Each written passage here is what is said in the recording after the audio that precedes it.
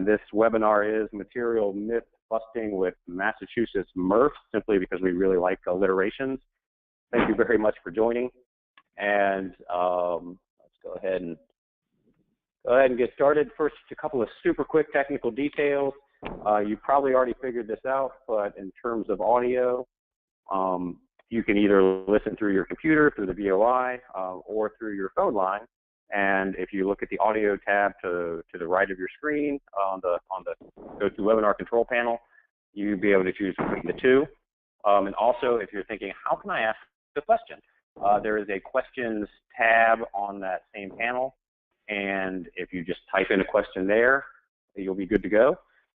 Please do note that we are going to be taking clarifying questions throughout the main content. And then once we hit the end of that content, we'll open it up to just any general question about recycling quality that you'd care to ask. So that's how we're going to be running things today.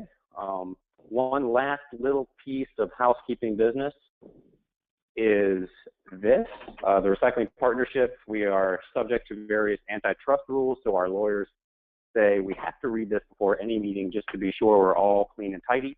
So in short, the essential requirement of such rules is that in any recycling partnership meeting or event, whether in person or by conference call or by webinar, recycling partnership members don't discuss the ways in which they compete in the marketplace. It applies to a lot of things, mainly pricing and things that affect pricing, but also all the things you see on your screen. So with that, the lawyers should be pleased, and we can jump into the meat of the matter. So I got to thank all the attendees for coming in. We really appreciate you joining us. I've really got to thank our webinar speakers. We've got a great cast of characters here for you today. I think it's really exciting when we can bring together people from across across the recycling value chain. So we've got MRF representatives. We've got a fantastic, well-known representative from the state, and we've got a community as well. So as you can see, we've got Bob Capadonna from Casella. We've got Chris Lucarell from Waste Management, Brooke Nash from MassDEP. We've got Jacob Selden from the City of Springfield, Cody Marshall, he's our technical guy from the Recycling Partnership, and little old me, I'm Jason Hale, your moderator, and also on our communications team. And the topic of today is contamination, and I'm a bit of a positive guy, so I'm going to say it's better quality instead, but it kind of comes to the same thing. The short of it is Massachusetts is really pretty darn ahead of the curve in terms of their recycling industry and programs. And the contamination or quality issue is no different. You guys have been working on this and working on it on the ground, working on it through kind of cohesive planning and measurement for longer than most, and you're doing some really great things. And so we recognize we're coming in for the next chapter, and we're pretty darn excited about it. I think it's worth just taking a quick glimpse at sort of where we are in time, and I'd like to pass the mic to Brooke Nash for just a minute to hum a few bars about sort of the work that's been done to date. Brooke? Thank you, Jason, and thanks everybody for joining us. So as many of you probably know, this topic, contamination, is one that's of growing concern for municipalities and for our MRF operators, haulers, and state government as well. About 18 months ago, an ad hoc work group was formed to talk about contamination and recycling, and that initiative was spearheaded actually by the City of Lowell after their recycling enforcement coordinator, a guy you may know by the name of Bill Stanwood, noticed that residents were putting increasing amounts of trash and unwanted items in the recycling bins at the curb. So the work group, which included municipal recycling coordinators, MassDEP staff, your MACs, your municipal assistance coordinators, MRF operators, haulers, and EPA that facilitated, we met about 5 times to basically talk about recycling contamination and what to do about it. And we quickly reached a consensus that we needed to work collaboratively on this. That often meant that we had competitors in the same room, but that this was an issue that rose above all of that, that we needed to identify our core issues and really work on some strategies to try and address this. And I think the other motivating factor is that the recycling infrastructure as we know it in Massachusetts, and as in many places, was built by both private and public sector collaboration and investment, and therefore we all have a keen interest in trying to protect it and ensure its long-term health. So this work group then led to a grant last fall, which MassDEP awarded to the Recycling Partnership, our host today, and that grant was to implement a statewide program to address the quality of residential recyclables. So the effort officially kicked off just in January last month, and today we're really pleased. I'm very excited about this project to share with you the details of this. I shouldn't say project because it's really a program. We envision this going on. But so we'll give you a preview today of what's on the horizon, what's in store, and how we hope to work with all of you at the local level, with haulers, with MRFs, to make some progress and to reduce contamination. Brooke, that was perfect. It was perfect, and we are really happy to be partnering with you guys. I expect we'll all learn a lot. I know we're looking forward to that. And just we're going to, at long last, jump into the content, the meat of the matter. And we're going to be, a lot of this is grounding and making sure that everybody's on the same page about some of the main issues. And as Brooke mentioned, toward the end of this presentation, we'll sort of look at the next steps of this program that Brooke just briefly outlined. So that's where we're going, and well, heck, let's go there. So the first main topic we're going to talk about is plastics, and the reason we put it first, actually, Brooke, maybe you could just hit on that really quickly relative to the survey that y'all did recently, and maybe some confusion around plastics. I'd love to. So as part of this whole soup, MassDEP did we contracted, I should say, with a market research firm to conduct a statewide recycling survey. This was done in summer of 2015. It's not the first one we've done, but this was the fourth in about 20 years. And the objective was to understand what residents' recycling attitudes and behaviors are, and what they know and don't know. And turned up some interesting things. We do know that residents have overwhelmingly bought into the idea of recycling, and they certainly see the benefits and are doing it very actively and enthusiastically. The other thing we found is that the vast majority of them, about 77%, think that they know what can and what cannot go in the bin. So a lot of high confidence level that, yep, they've got the rules down, they know what to put in the bin, what not to put in the bin. Turns out that's actually not the case, and this is where, in particular around plastic, there's a lot of questions and a lot of confusion. I'll just throw out one statistic, and that is that 80% of the survey respondents think that any numbered plastic can go in the recycling bin, and we were very specific to say the bin that your household recyclables go into. So, with your paper or your containers. Almost 50% think that thin plastic bags can go into the recycling bin, and 46% think that styrofoam. So right there, we've got a lot of confusion. And this was the questions that were asked after people said 77% overwhelmingly they knew exactly how to recycle and what the rules were. So we've got a little gap there in understanding. Okay, well said. And so with that as a backdrop, here are a couple of detailed questions that seem timely and appropriate on plastics.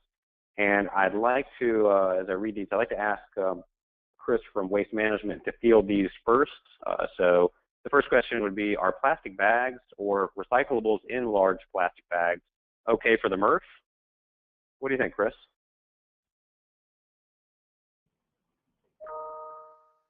Hey, this is Cody. I think he might be on mute.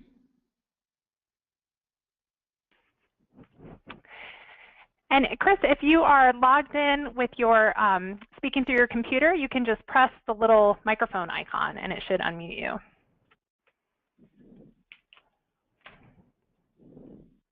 So Chris, that would be a green microphone button kind of up on your GoToWebinar control panel.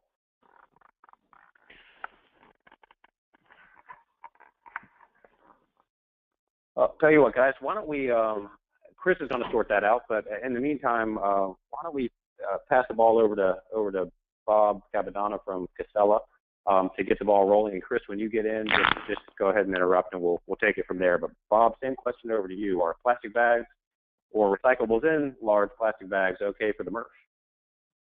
So the short answer, Jason, is not. It's an item that we ask our consumers and residents to kind of bring back to that grocery store, put it all together in kind of that reverse vending machine that you see at the grocery store. It does act as a contaminant. As pictures are worth 1,000 words. As you can see, that screen that you have there, that is a newspaper screen with disc screens in it, and that film or plastic gets in between those disc screens and act as a ineffective separation mechanism. That screen there is to separate any flexible fiber from a 3D item. So you see and I could say in the Casella world, every 8 hours, this is definitely the #1 contaminant. And every 8 hours, we're in there cutting out film. So it's work intensive, causes downtime, and actually it's a recycling item. But in the single stream itself, it is a contaminant. Outstanding. And a clarifying question came in on that. Can large clear plastic bags be used to house material going into the bin? So I think that there's a thing. Yeah, you got it. No, I got it. We have a couple of areas in Boston that have South End and North End of Boston that are allowed to throw recyclables in plastic bags because it's just not an area that they could store a cart and whatnot. It is not desirable. We do not like to see it like that. That was the way the contract was formed with the city of Boston, but that is not something we'd like to see. We'd like to see it in a loose fashion for the same reasons that I talked about beforehand. Perfect. Okay, and thanks for hitting that question. The second part of the plastics piece for us today is what should I do with? And these are 5 items that seem to come up a fair bit when we're talking about plastic. So Bob, let's just take them one at a shot. Plastic utensils. Hey, Jason, this is Cody. Chris might be on now. Can you hear me? Chris, okay? are you? I am, Jason. Thank you. You're a good man, Chris. Sorry about the technical difficulties. I'll take full blame. Yeah, no problem. Glad that you're in, and Bob, you're off the hook for a minute.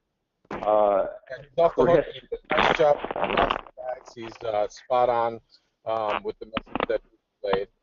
And with regard to plastic utensils, those are not desirable in a MRF mix either. They often will break and fall through screens and end up in a product where they don't belong, like in our glass. The recommendation on bottle caps is that they stay on the loose. They end up in the glass, but they're acceptable, screwed right onto the bottle that they came from. With laminated pouches, usually when you talk about, and pouches are interesting, they're becoming more and more prevalent. They do highlight a disconnect between the manufacturing of food service goods and what the consumer desires as in comparison to what the MRF infrastructure can manage. A laminated pouch is undesirable for a couple of different reasons. One is because you're talking about a blend of 2 different materials, and typically when materials are blended together, they require a one-off or an atypical process for recovering those goods. The other piece is that a laminated pouch, because of its shape and weight, typically behaves like a piece of paper on our sorting equipment. Therefore, it may end up in the paper, which becomes a reject or an outthrow at the paper mills, and is deemed as an undesirable for them. So laminated pouches are certainly not something the MRFs are targeting.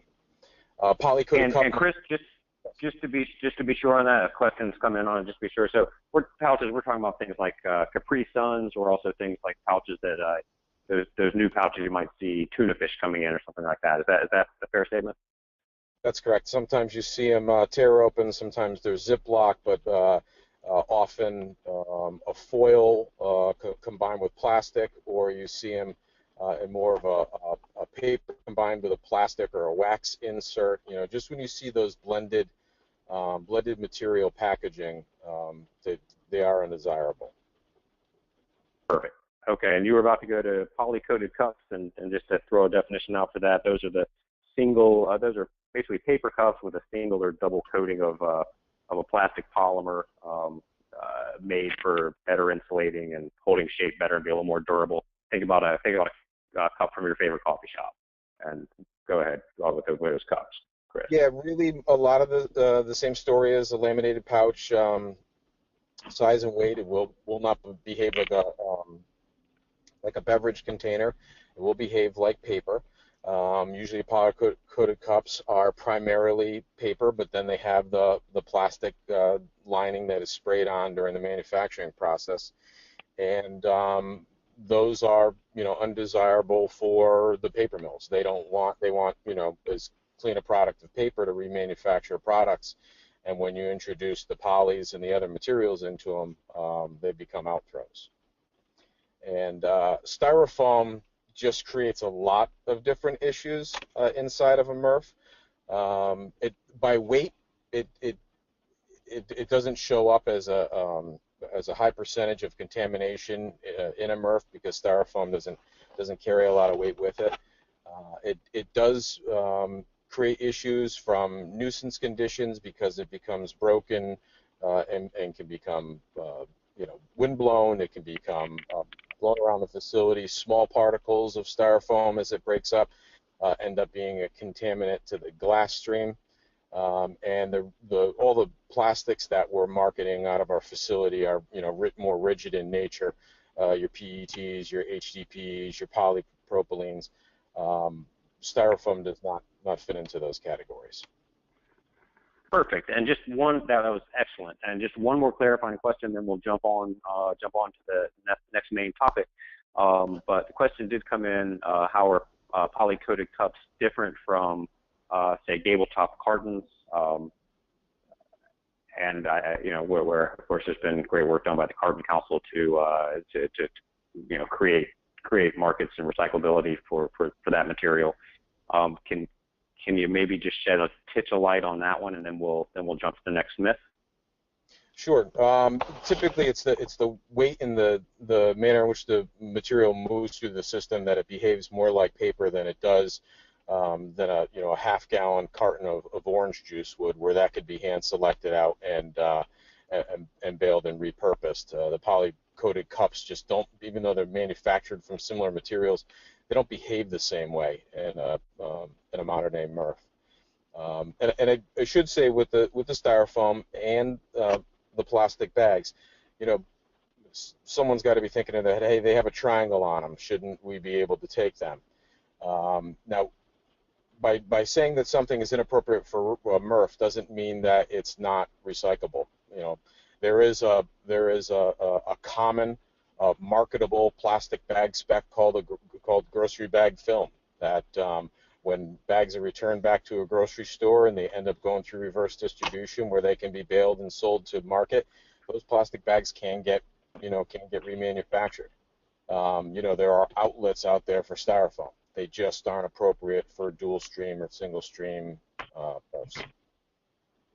Perfect. All right. Well stated. And let's call plastics finished up for now, and move on to the next one. Oldie but a goodie, metals. I think a long-time recyclable item, and I expect we'll be able to shoot through this one fairly quickly. But there are a couple of really important points thinking about contamination of metal to hit, and I'd like to go back to the well with Bob from Casella on these two quick questions. So the first one, what should I do with propane tanks? And also maybe, Bob, why am I even asking about propane tanks? So, propane tanks, it has metal in it, right? So the first thought is, even the small ones, the first thought is, let me throw it in the recycling bin and it's good to go. Well, I will tell you, in my career, in the recycling career, I've seen these propane tanks, which is a combustible item, run through our process, end up in our baler, and in my career, I've seen 2 balers that have been blown up. So you have a very expensive piece of equipment that is damaged from propane. What should I do with them? my recommendation is always bring it back to the local hardware store, whether it's a private hardware store or Home Depot, Lowe's, something of that sort. That you may spend a small fee, but I would not recommend obviously an undesirable item because of a safety hazard there, of a possible item. I would also suggest and recommend. Some folks, I get a lot of a question on, can I take the cap off or the valve off and then put it in? Very dangerous. Let the professionals take care of it at the hardware store, or the folks that refill your propane tank. They'll take an empty one or a damaged one. Perfect. Good stuff, Bob. And the second one, everybody can see it there. What is the right message for bulky metals? And Bob, why don't you throw a sentence or two into it, and then we can ask Jacob from City of Springfield to follow up. Right. So the right message, right? It's the bulky metals. The majority of our equipment is separation equipment that from disc screens, as stated before, that separate cardboard, glass. These large metals. We do not want them in the stream. They damage the equipment, and some of them are safety hazards. When they hit this equipment, could hit some of the quality control folks. My recommendation: go to a local scrapyard. Each one of our facilities has a scrap metal dumpster. Feel free, to collect them all together and bring them in separately in your car. Okay, good deal. And Jacob, what would you say, thinking from a community messaging standpoint, is a good message for those bulky metals?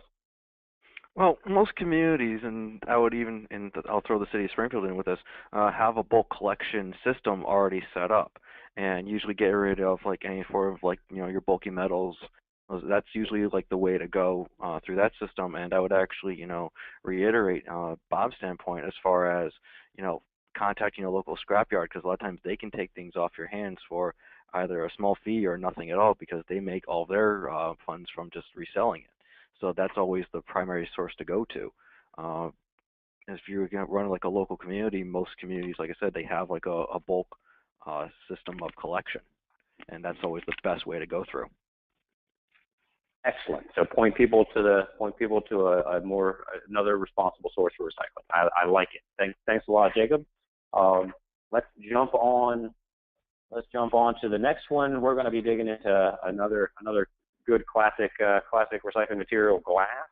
And when we're thinking about glass contamination, we got a couple of pertinent questions here. I'm going to go back to Chris, because this still feels very MRF-ish as a question. So Chris, if you would, let's start with the first one here. Beyond bottles and jars, how about plates and mugs, other types of glass? What's going on with those in the recycling stream? Well, really, it starts with just kind of the national infrastructure on glass. There's a lot of consolidation going on. There are some glass recycling facilities that did not survive, 2015 and went out of business. And really the message around glass is to keep the stream as clean as possible. We're seeing, as municipalities around the country that have now taken glass out of the single stream mix and the dual stream mix. In Massachusetts, we have very clear waste bans, but the messaging around glass recycling needs to marry with the waistband messaging, and that is that the materials that are banned are the materials that are appropriate for MRFs, being bottles and jars, glass bottles and jars, Pyrex, ceramics, mirrors, all those other materials are not appropriate for glass manufacturing. They can't get repurposed back into insulation. Can't get repurposed back into bottle glass. They just become outthrows and ultimately drive the expense of trying to recycle glass. Okay, solid answer. Thank you. And again, related to glass, what contamination issues are you seeing with glass in the MRF? It's really the two things. It's the undesirables. It's those ceramics. It's your plates and mugs and mirror and window glass and glass that's been tempered or heat treated or laminated with plastic, which is why if you stick to the bottles and jars theme, you're going to do well. And then once you get to the bottles and jars, it's really just about keeping them empty. You know, a half-filled jar of jelly is not going to get recycled. It's gonna make a mess and end up in the residue. So it is important with any recyclable container to make sure that that they're empty. Perfect. Love it. Thank you very kindly. And let's jump on to the next major topic. That's going to be drop-off centers. And in Massachusetts, that seems particularly important. Brooke, wouldn't you say? Yeah, I just wanted to note that Massachusetts, we've got more than half of our community, or about half of our communities, that do collect recyclables and municipal solid waste at a transfer station, or maybe just recycling at a recycling facility if they don't handle solid waste. So, we sort of, at the beginning when we talked about contamination recycling, a lot of folks were focused on, is this just a curbside recycling issue? But what we're hearing from all of you out there and seeing ourselves is that it's not just at the curb. It's also in drop-off facilities, particularly those that are either switched over to single stream collection at their drop-off, but also those that are doing dual stream with fibers separated from containers and are seeing a lot of contamination in the container stream. So we are not overlooking the drop-off element, big part of our collection infrastructure here, and so we're going to talk a little bit about that. It's important enough to me to warrant a good slide with some questions. And I'd like to call on Cody Marshall, basically our operations expert from the Recycling Partnership, to hit on these three. Cody, would you hit on staffing at drop-off centers? Do you need a large staff to avoid contamination issues at these sites? Yeah. So as Brooke has highlighted, drop-off sites can be a variety of different things. They can be transfer stations. They can be in addition to your curbside program. Maybe it's something you have alone outside of curbside. And the important thing is, and so there's a wide variety of ways you can have a drop-off. And so while staff isn't always, some communities aren't always able to have staff, kind of a best management practice we're seeing around the country, and specific, like from my specific experiences, if you can have staff, that's obviously better. If you don't have the funds for that, something that we would like to, something that we tell communities about and try to think about is potential part-time staff. Maybe just pick your busiest days, maybe that's just Saturday, and bring in a temp staff to be in there and walk around the containers. So just having that one-on-one involvement with your community members that are dropping off can really be helpful. And then, Thanks. you want me to just keep going through? Oh, well, the next one up, Cody, are there different rules at these places than the curbside rules that we focus on so much? Again, drop-off is obviously can be a different ballgame than your curbside, right? It's a whole different type of collection system. But where we find the most success when we're working with communities around the country is when your drop-off site has the same images, same language, and same general rules as your curbside program. That will help. Just that type of consistency is crucial. So maybe cardboard will be separate from your single stream at your drop-off. At least have the same type of language. When you're talking about plastics, have the same type of language. And the same thing for all the commodities, and just same types of rules can really go a long way. Excellent. And last up, I think the temptation when you're running a sender is to put up signs whenever you need to inform people about something, and sometimes you can end up with a bit of sign soup, a lot of different signs hitting on every conceivable thing. Do more signs solve everything? Yeah, so there's a couple layers to this, and I think it's interesting. I was incredibly guilty of this issue when I was overseeing some drop-off programs where I plastered one fence with a bunch of information, and it was basically in paragraph form, and so I think we all think that we're training. Our residents are trained; they basically know the idea, but your the thing to remember is your recycling program is always evolving, and your residents don't always keep up with that. And so, two things to this issue is from our experience, a couple of our best management practices are, clear signage with clear images, and use images. Don't try to reduce the number of words they're using, and so and make them big and easy to see, and then place them at your drop-off site in a way that residents don't have to kind of go to one corner of your drop-off to kind of find out information and go back to the dumpsters. There's kind of an art to wayfinding through a property, and signage can be really important. But you can really overwhelm a resident with a bunch of no signs and yes signs, and only this type of material, then that material, then pointing in this direction. It can get overwhelming. So I'd say there's a balance of good, clear signs, but you can easily get into kind of too much and confusing signage. I got you. So that sounds like good advice. Look at it with fresh eyes and try and figure out the right balance to make sure you get your main points across. It's slightly off topic, but we haven't taken a question from the crowd in a while, and somebody came in with something that I think applies to a lot of the topics we're talking about. So I'd invite any of our speakers to address this, but the question is, please define empty and acceptable food residue. What is empty? What is acceptable food residue? How much rinsing is needed and appropriate before they send it on into their carton bin or drop-off container? Anybody want to take that? Sure, I can help. I think that the general rule of thumb is rinsed, not washed. I mean, washed would be great if someone wanted to do that, but rinsed is appropriate. And there are things out there that you could have a perfectly good container if you were able to clean it, but you're not going to get a peanut butter jar clean without an awful lot of work.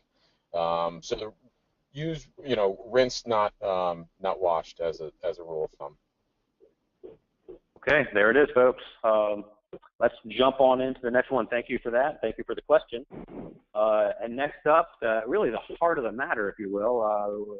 If we're doing myth busting with MRFs, let's talk about the MRF. And so let's see where we're going with this. So we're going to probably spend a little bit of time here, but what are we solving for when we're talking about quality? And a lot of what that's looking at is, what are the main problems and quality concerns from the MRF perspective? What are you guys seeing?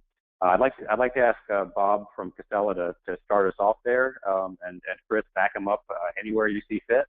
But Bob, go ahead.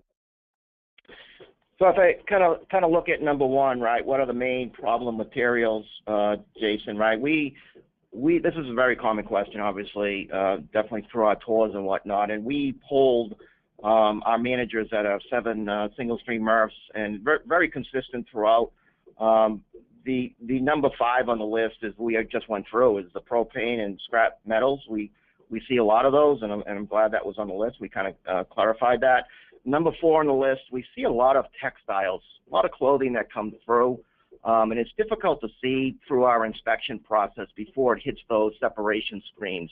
So when those get through, it kind of wraps up on the screen, very similar to that picture you saw on the films and the plastics. Number 3 on the list, we kind of see what we call wrapping items. It's those ropes, those garden hoses, those electrical cords. Again, works in the same manner, ends up in those disc screens, separation disc screens, and really the only way to clean those screens out is the old-fashioned way, right? 4 or 5 guys, cutting them out with a box knife, right? So causes considerable downtime. Number 2 on the list is food waste, right? We see a little bit of food waste. Some folks, a specific item, they see pizza boxes, right? Pizza box is made of cardboard. Cardboard's great. The pizza in the box is not, right? So from a number 2 on the list. And by far, number 1, we've already gone over, is the film, right? Film is by far the number 1 contaminant. Ironically, it's a low-density plastic, can be recycled. It should also be noted, too, that it's a specification. Once it hits the MRF, it's a very dirty item, so you can't capture it. That particular grade, LD, PE, has to be very, very clean, right? So film by far is the number 1 contaminant in our area, right? And with regards to quality concerns for a MRF, very important, what comes in the door and hits our tip floor has a huge impact on what goes out the door in our finished product. Each one of those commodities within the bin, there's probably 10 or 12 commodities in that bin, from cardboard to newspaper, the plastics, the metal, have a very strict specification from either that fiber or metal mill or plastic mill that typically is under 2%, what we call prohibitives. Anything over that is cause for a downgrade or a rejection. So it's very, very important that the material that comes in the door is clean so it gets through the process, and our finished product is very clean.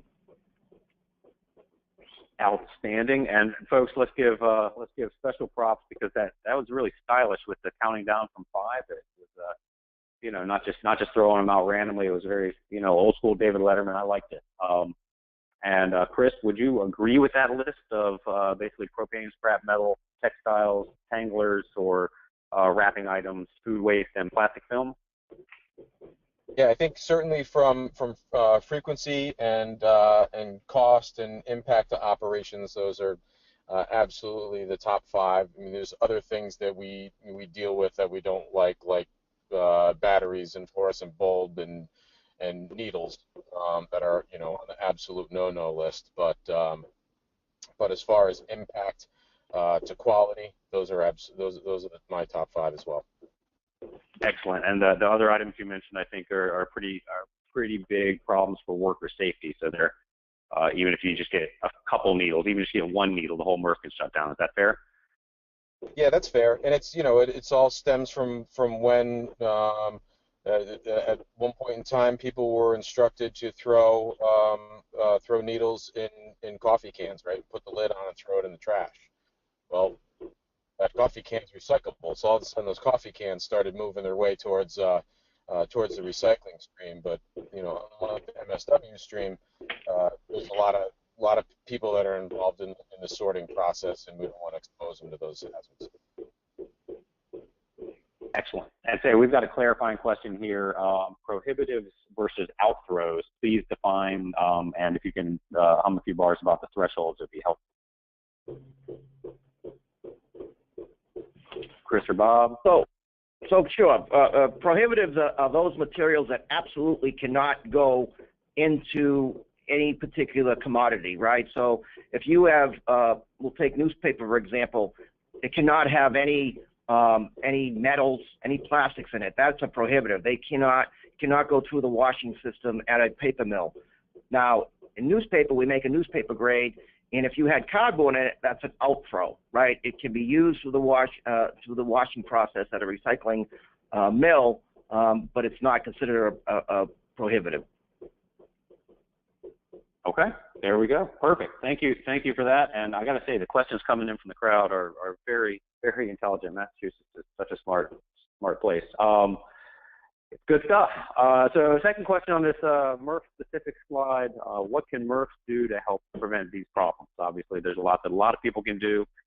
Since we got a couple of MRFs on the line. Guys, any thoughts on how you can be part of the solution? So from the Casella standpoint, Jason, there's usually 2 words we use. We use education and communication, right? My advice is always, go visit the MRF, kind of stay close to your MRF, get to know the manager. He's probably been in the industry a minimum of 10 years. He can tell you where the market is. He can probably convey to you how clean your material is without doing an audit. These guys have been around a long time. They can kind of eyeball, what's in a particular load that it had come in. And also ask about the quality of your stream while you're there. Perhaps we've had some communities that would like to do a random audit just to kind of gauge what percentage of contaminants or prohibitives or contamination would be in from that particular community, which we would do. And then lastly, every one of our MRFs has an education room. I can't tell you how important that is. So you're not just folks that are recycling coordinators or town managers. You want everyone to come through, from kids, because really they're the ones that drive it in the next generation. So an education room is very, very important while you're performing those tours. Super. Chris, anything to add on that one? Yeah, I think just quickly, if you're a municipality that does your own collection, one thing you could do is talk to your drivers. They know best which neighborhoods, which areas, which portions of the route tend to have those, open top 90-gallon carts that have something sticking out of it that doesn't belong in a MRF. They tend to have more information about the materials they collect than perhaps the MRF does at times. And the other thing is, if you do get a call from a MRF and they've identified a load that's come in, pay attention to the date and the time of the call, the truck number, or any other information that's provided back to you, because that gives you an indication of which route day, which truck, which area of your town the material is coming from. And it just kind of helps you steer your communication towards that that particular area. Perfect. All right, guys. That's a lot of good advice to think about as you, as you go to sleep tonight and think about how your program is going to be even better tomorrow. So thanks for that. And let's move on to the next topic. I told you there were 7 primary topics. This is number 6. It's carts. So if we're thinking about modern recycling and big quantities of recyclables, we're probably thinking about these curbside carts. And fortunately, we've got Mr. Jacob Selden on the line from the city of Springfield, who has a lot of experience with carts and can probably teach us quite a bit. So let's get into a couple of details, and we want to hear Springfield's story, Jacob. But let's start with these questions. Carts have lids, so you can't see in them, unlike the old curbside bins. You can't see in them. So how can you possibly check every cart? How can you check for quality? Well, right off the bat, it comes on to a point that was just brought up, which is talking with our drivers. They're the first ones that are constantly out on the routes every single day, and it's not out of the realm of reason for our drivers to actually lift the lid before they actually empty out a full barrel. About 95% of the time, if there's clean recyclables on top, there's clean recyclables throughout the barrel. Our drivers pull up to every single barrel along their route, lift the lid. If it's clean on top, they empty out the whole barrel. If it looks contaminated at all, they close the lid. They leave a warning notice on the barrel. They call it in and they leave it behind. They move on to the next stop. We've actually had success with this program since we implemented it within all of our entire fleet, going back to April. All right. Well, there you have it, folks. A good best practice right there. And kind of second on the hit parade here is, the idea of rejecting carts. If you get to a cart, it's got problems, just leaving it behind. That's not the kind of thing that community or elected officials would let you do, is it? It absolutely is. You would actually find that most elected officials are more in favor of leaving barrels behind as opposed to fining the residents or customers. We've actually run into an issue where we were deciding a while ago, is it going to be easier to just leave a barrel behind, not empty it, not have it end up in the truck, and not having to have that contaminated barrel end up as part of the trash stream, or go through the whole process of actually fining the person. Our elected officials, we made out the whole plan of just saying, nope, we are just going to leave the barrel behind, leave the educational material there, and have the problem correct itself. And all of our elected officials were all behind it. No one's getting fined. We're not getting the angry calls regarding those. And we haven't heard any complaints from any elected official, mayor or city council. See, that's outstanding. So Jacob, I mean, you're in a lot of ways, quality is a constant, constant effort to maintain. But in a lot of ways, you've kind of overcome some pretty big hurdles. Is there anything else about sort of what you've already gone through and your city has gone through that you'd like to share that other folks might benefit from? Sure. We started our Singlestream program back, it went citywide around the summer of 2010, and we had a small program of checking the recycling barrels and making sure that the stream was clean, and we had a dedicated recycling enforcement coordinator actually going through and checking the barrels. Fast forward to this past April, and we started getting those random audits that were brought up earlier, and we realized that there were more barrels that had more contamination in them. At that point, we implemented a whole plan where instead of just having one dedicated person, we gave the power to our drivers to also check the barrels, to tag them, and to leave them behind. And that has cut down on our contamination. We have not had a rejected load from our transfer station since last April. And if anyone's kind of curious as to like how much recyclable material that we've been collecting, this past January, just last month, we collected 691 tons of clean recyclable material. So the program does work. Perfect. Well, thank you. And we do have a clarifying question that comes in. I'd like to use this as an opportunity to let Jacob off the hot seat for a minute and throw it over to my colleague Cody Marshall. Cody, the question that came in is, in quality checks, what if it's a fully automated collection? Yeah. So to answer that question specifically, there are things you can put in place. Not everyone, Jacob has a really great setup, and they technically have an arm, but they're on drop frames, so it allows them to kind of check the lid first. Jacob, you can correct me if I'm wrong there, but I think that's the basic setup. For fully automated, meaning you have the arm and then it dumps completely in the top of the truck, there are techniques, right? So there are cameras in the hopper. If you can easily see in most cases when bags of material are falling out of the container, and when that happens, put the cart back in the right place. Then the should get out and leave a tag. And to let people know that is not going to be collected next time, and then you call in that address to document. And I know some people are probably thinking, well, that's just too much work. The whole point of having an automated truck is so the driver doesn't get out. And right when you need to target this in the beginning really hard, I think, so people kind of get the message that carts will be rejected. You will not be collected if you're putting trash in there. It might be a lot of work on the front end, but then casually it will be more sustainable through your program. And the one thing that I love about Jacob's program is he measured that.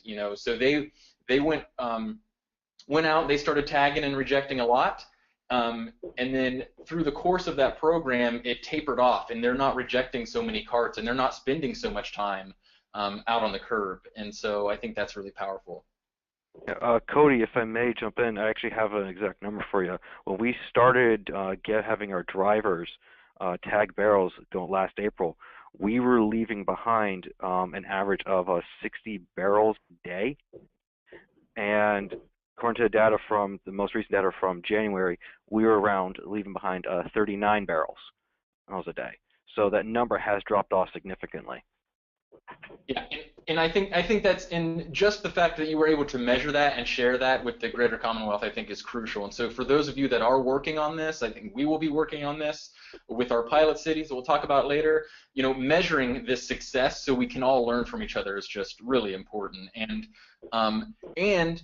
you don't even, so a lot of times you can see, the one thing I'd point out is you can see stuff peeking out of the top of the cart. If people have,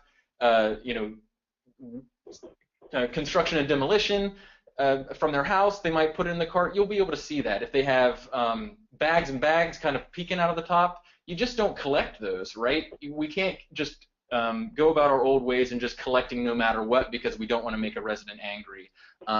Even if you have fully automated, you can eyeball those problems before you get to the cart a lot of times. Good deal. All right, thanks, Cody. That's really good information, and I know that more of those best practices are going to be coming out from the pilot projects that you referenced, and we'll get into that in a minute. There is one more question on this. It seems like actually several have come through along the same kind of vein, but one person wrote quite well. Springfield has a great program with municipal crews. How does a municipality with a private contractor motivate that contractor into opening carts and rejecting? And Cody, why don't you lead it off? And if anybody else has any thoughts, they can jump in on it. Yeah, this is the relationship right from the get-go will be important. So have that information in your RFP for one, saying that your private hauler will be expected to do X, Y, Z. Explain to us how you will, leave information at the curb, how you will do random audits at the curb or whatever. So start that relationship off right from the beginning. I know that, and then you need to put it in the contract so everybody knows what the responsibilities are. It's just going back to what Bob said about with the MRF, education and communication. It's not just communicating to your residents. It is on this topic. If you do have a private hauler, you have the local government, and you have the MRF, it's so crucial to have this communication amongst those three stakeholders. And so between your private hauler and the community, you need to talk, and you need to say, please, private hauler, you have to implement these things. And then they have to be able to tell you what they're able to do and what they're not able to do, and you should be able to come to an agreement as far as how much time they can spend out on the curb, because they want to be efficient. They don't want to tip every single lid necessarily, but you just need to communicate that and then have win-win situations in your contracting. Excellent. Good, clear ideas there, Cody. Thanks for that. Tell you what, in the interest of time, why don't we jump on to lucky number 7. This number 7, it's about outreach. Gosh, Bob referenced it earlier as a critical piece, and heck, it's my fave. So looking forward to diving into it here. And I'd like to go back to the well with Jacob, who's got a lot of experience in this. So Jacob, education alone can solve everything, right? Close to it, but also it's not just like handing someone a simple flyer going, okay, don't recycle this, you can recycle this. It's actually reaching out and actually talking to the people that that you are servicing. Most of the time, that whenever we've come across an issue where there's like a certain contaminant within the barrel, and the primary one would be plastic bags, we always run into residents that always ask the question, well, it's plastic, it can be recycled. We actually have our recycling coordinator, we have our foreman at the time. We'll spend like the 2 minutes and we'll explain to them, why we can't take it. And for the most part, in regards to education, it's a matter of people just don't know what is and what isn't recycling, especially when it comes to single stream. Because when you're told by certain communities that, especially if the ones that are starting single stream, that you can throw anything that's recyclable can go in the barrel, that can cause hectic for, the local municipalities that actually are trying to get across the correct issue. So it's a matter of not only just the education, but the process in which you're getting that education out to your constituency, to your customers, and just staying on it. It's not, you can't just do it as a one and done deal. You have to, stay on it and always have a refresher. Get involved with local community groups as well. There's always different organizations that exist as well, and they're always looking for this sort of information to hand out. And that's really what the outreach comes down to. Outstanding. Okay, well, I think that's I don't think I could have said it better myself. I don't think anybody could. That was perfect. And the second question we've actually just spent a fair bit of time covering, which was how can you use OOPS tags or other curbside education techniques on routes with mechanized trucks. I think Cody just led the charge on that on the last one, so we can probably skip over that at this point. But when we're thinking about education, Brooke, that survey we were talking about earlier, if I remember right, it did have a section on education and ways that seem to work in terms of things that where places people look for information. Your residents look for information. Were there any kind of key findings there that you'd like to share that people might use? It looks like Brooke might be on mute. Brooke, you might be, it does look, there you are. Sorry about that, I'm back, sorry about that. So yes, in our market research survey last summer, we asked residents, where do you turn for information on recycling? And we found, not surprisingly, that the internet is the go-to source. 54% of people said they went to a website. And then second to that actually was they look to their city or their town, their local community for information, whether that be they call their town hall, they look for a brochure, a handout, maybe they go to the town's website, and that was about 39% of folks said that they look to their city or their town. So we know those are the ways residents expect to get the information, and so that information will help inform the work that we do going forward with the Recycling Partnership and designing outreach materials to reach residents. And I want to throw out one more thing that I think is interesting that we learned about residents and in this survey. We asked residents the question, if I think it can be recycled, do you put it in the bin? I'm sorry, let me rephrase this. So I'll say 54% responded yes to the question. If I think it can be recycled, I put it in the bin. If it isn't recyclable, they'll take it out. And that's, I think I heard this term first when the Recycling Partnership used it, but the term wishful recyclers, meaning, I'll put it in there because I'm not sure, but if in doubt, put it in, and the good folks that take the stuff will probably sort it out. So that's a big chunk. I mean, a majority of people who err on the side of throw it in, and they'll probably figure out how to get to take care of it later. So we do need to really work on educating residents, modifying their recycling behavior so that they understand what does or does not belong in the bin. At the same time, we also don't want to dampen their enthusiasm for recycling in general. So it's going to take some careful messaging and outreach to both encourage folks to continue to recycle, but also to modify their behavior. Perfect. Thanks a lot for that, Brooke. And we are nearing the end of the myth section of this webinar. So this is the last question. And it's related, quasi-related to education and communication and carts and everything else, really. So to bring it all together, what would a unified regional communications effort look like and accomplish? It's something that's been discussed and explored. So something that would go across a region or perhaps across the entire Commonwealth. Cody, could you hum a few bars on this one to close this section out? Yeah, absolutely. I think what's interesting about this is Massachusetts is doing it now. This webinar is one thing that is happening as kind of a unified effort. You have two MRFs that are taking their time to kind of talk to local governments in the state about these issues that we're all facing. Right? It's all of us. It's not just it's not just affecting a MRF. It's not just affecting a city.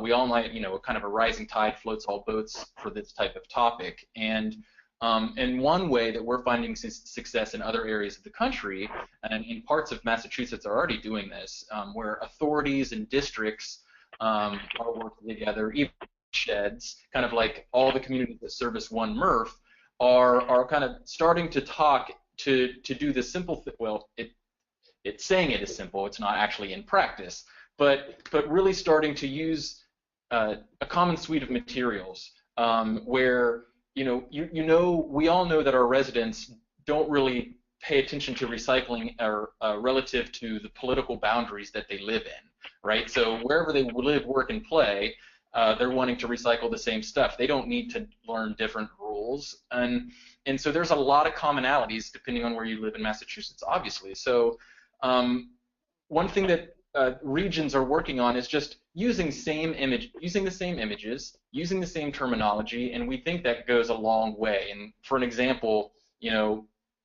what you'll find in some areas is, one community will say plastics 3 through 7, their neighboring community will say plastics 1 through 7, then the other community will say plastic bottles and tubs. they might all be taking the same things, but that's pretty confusing if you're trying to get everybody to start recycling the same things, and you end up with more contamination and with more confusion. So that common suite of materials can really be a regional effort to kind of help this along and clean up the stream a bit. Okay, that sounds good to me, and I think that can lead us into an extremely brief but important kind of update on what Brooke referenced at the very top of the webinar. Gosh, almost an hour ago. This project that the Recycling Partnership is undertaking with the Commonwealth right now, and Cody and I'll just hit on it for a couple of minutes, and then we'll get to that open Q&A period that we promised as well.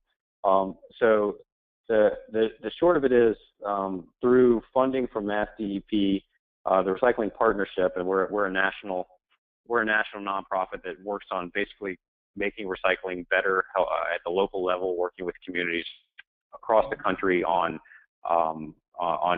boosting boosting the quantity and quality of materials recovered. We do a lot with CART grants. We do a lot with outreach and education, and combining that with operations. And so matching those skill sets and our existing resources and campaigns up with the Commonwealth of Massachusetts, and I've said it many times, it's true, you guys are ahead of the curve. So with your forward thinking, with your already established and ever-growing list of best practices, with your willingness to dive in and find and define the best solutions and really track them, that's what this program is all about at its core. And so, the main goal is to improve material quality, but it's likely that when you do that, you're also looking at re-energizing and re-engaging your residents for even increased participation. And Massachusetts enjoys really high levels of participation. There's always room for growth. You're doing great already, but chances are it would be even higher if we all succeed at this. And then common voice for recycling. Cody just talked about this. Making it as simple as possible for residents by trying to come up with some common language and common images, just so that it's as clear as possible. We want people to recycle easily. We don't want them to have to think about recycling just to do it. So that's kind of the extra goal as well, outside of quality. And looking at, I guess, across all of this, making sure that everything is replicable, everything's scalable, so it works for you, whoever you are, whatever your community program looks like, that there's something that you can pull from and have a resource to improve quality in your community. And so, Cody, how are we doing that? Yeah, and so I'll touch on the project a little bit specifically. And can you click one more time? I think there's some more information that pops up. So we have an existing kind of framework and resources that we're building off of, and we're doing that by working with some local governments in Massachusetts. We're working with Lowell and West Springfield at the moment, and kind of working with them to tighten up these types of this strategy and technique and communications to improve quality. And then we're rolling it out through a pilot study over 3 months or so, and we're going to do a recovery rate study before and after that implementation, so we can see how we're affecting contamination at the curb. And then, at the end of this thing, we're going to, kind of take our learnings, create this toolkit with resources that can be shared broadly throughout the Commonwealth, and for all of you, everybody on the phone and beyond, try to so these resources can be available, so we can help improve quality throughout the Commonwealth, period. And so the basic timeline is next, I believe, Jason. It is. We are getting there. There we go. And so this is the basic timeline. We're in the development stage right now. We're working with the communities. We're creating the pieces. We're thinking about the strategy. What are we going to do with the curb? How are we going to measure it? And then over 3-4 months, we're actually going to pilot that on specific routes in these locations. We're going to measure that, like I said, a recovery rate study before and after. So towards the end of the year, we're going to look at all the results, see what needs to be tweaked, and create a toolkit and some resources that can be available to be implemented Commonwealth-wide.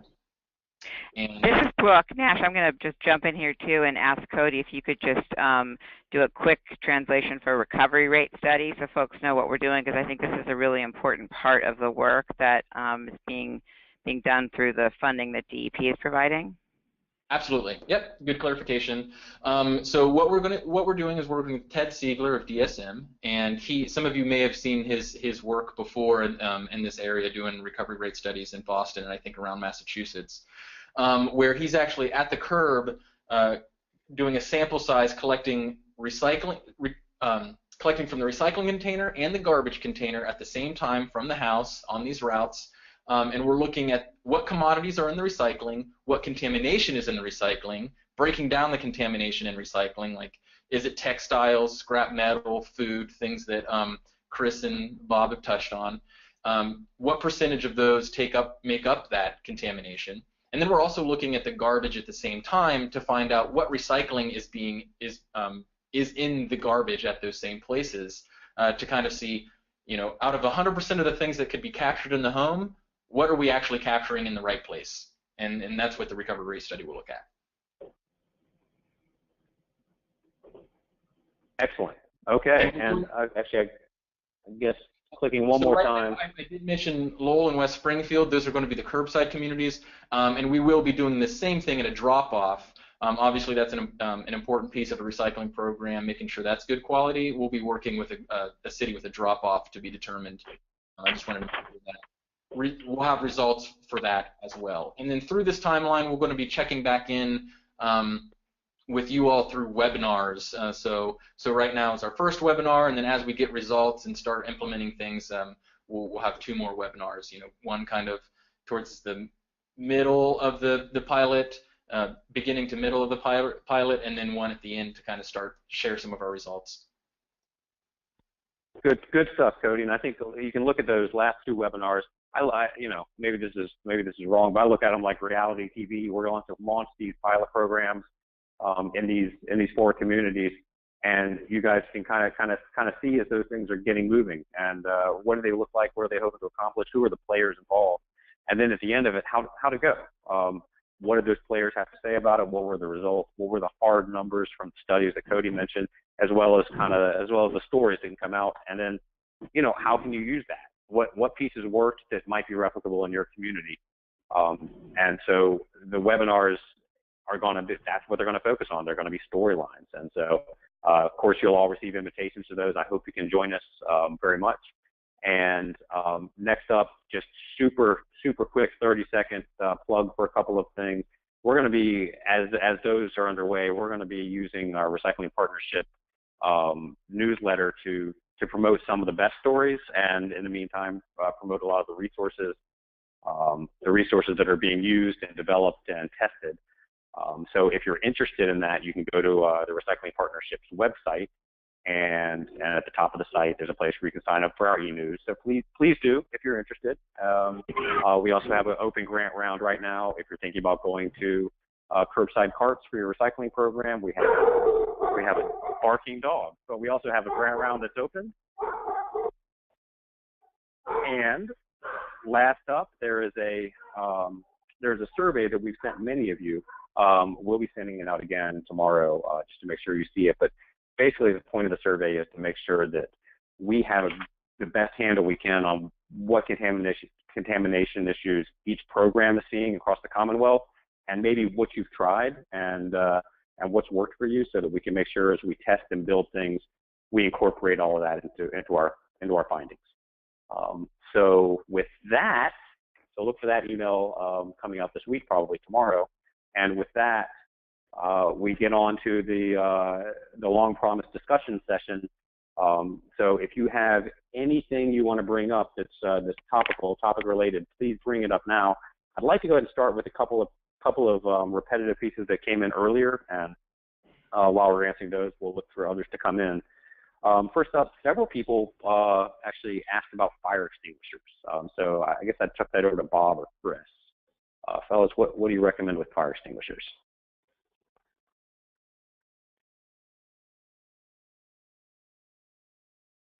That's a good question.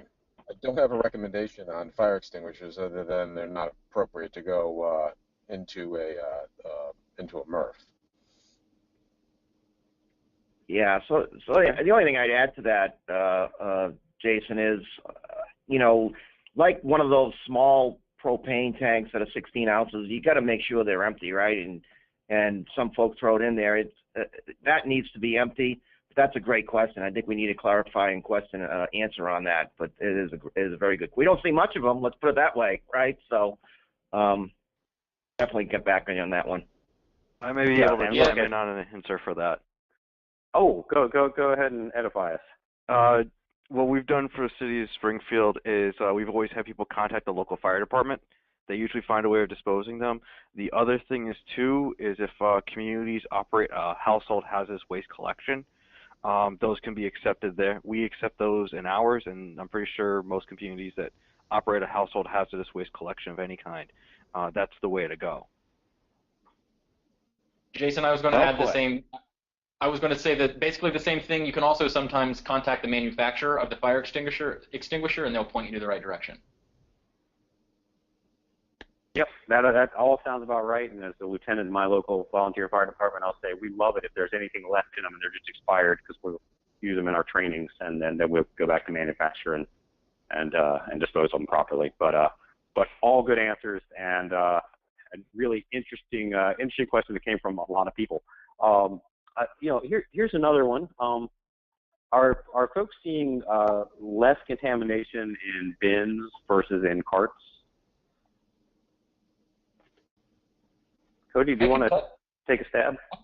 Yeah, I can touch on that. I think in general, in conversations with just, with some of the work we're doing in Massachusetts, I've spoke with Chris about this actually, where he has one community that's still in bins, and it's, very low contamination, less than 3% or something like that, and you generally see better quality material with bins.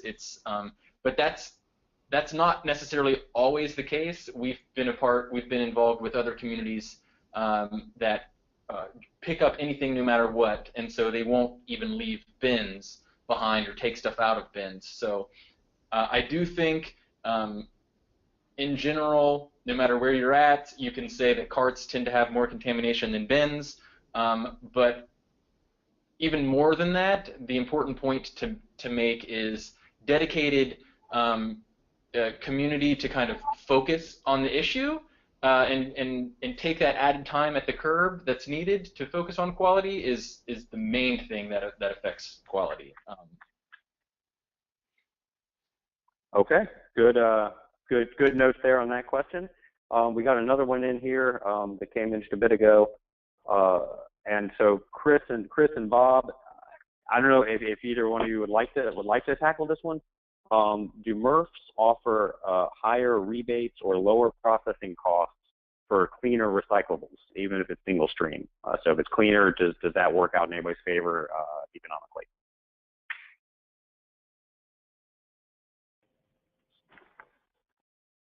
And if you'd rather, we can chuck that over to Cody, who doesn't run a MRF in the Commonwealth.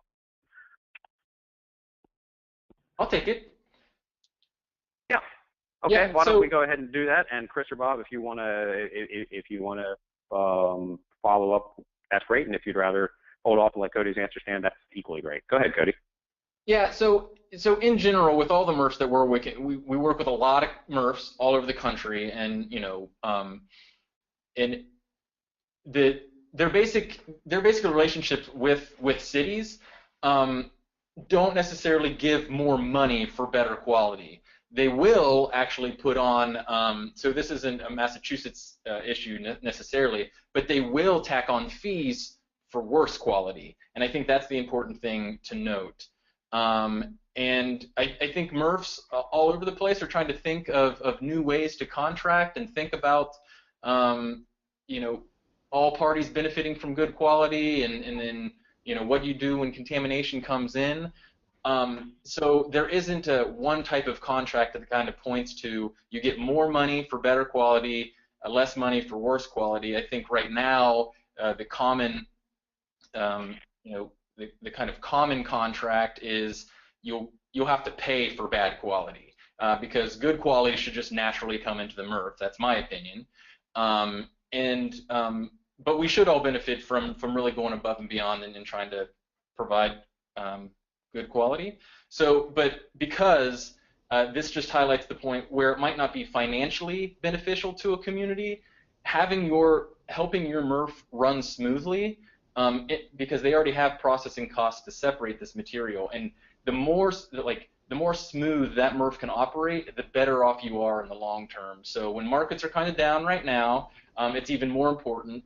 But as markets get better, we can all benefit. Maybe there will be better revenue in the future as markets get better. So we just kind of got to think about it all together as a same team, and it's not always a financial benefit, but kind of helping the MRFs operate in an efficient manner with less contamination will allow communities to continue to deliver material to a place, and hopefully in good market times start to see revenue.